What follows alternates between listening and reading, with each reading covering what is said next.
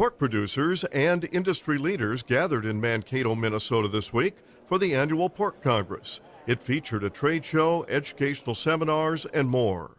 The swine industry was seriously hampered by COVID-related processing plant shutdowns in 2020. Minnesota farmer and incoming National Pork Producers President Terry Wolters says conditions have improved, but there are still challenges with processing capacity.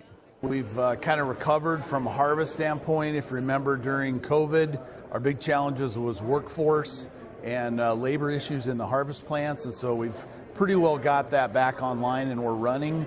The line speed issue has interrupted some of that last year, so we're still running under lower line speeds than we were prior to COVID, which has certainly impacted some of our harvest capacity.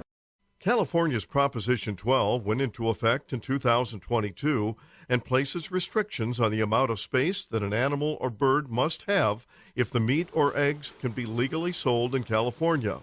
A judge has placed a stay on enforcement of Prop 12 because rules on what is required have yet to be announced. Wolters says there's also a pending Supreme Court case seeking to nullify the measure because it impacts interstate commerce.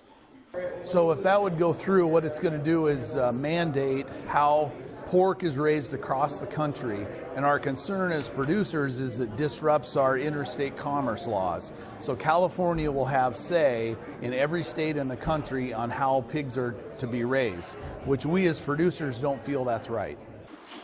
2021 was a good year for pork exports as the U.S. Department of Commerce reports record exports topped $8.1 billion last year.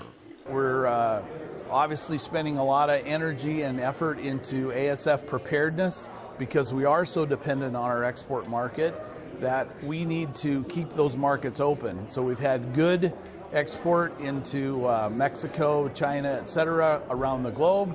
We were able to open markets here recently in India and into Africa, so those are going to be new markets for us.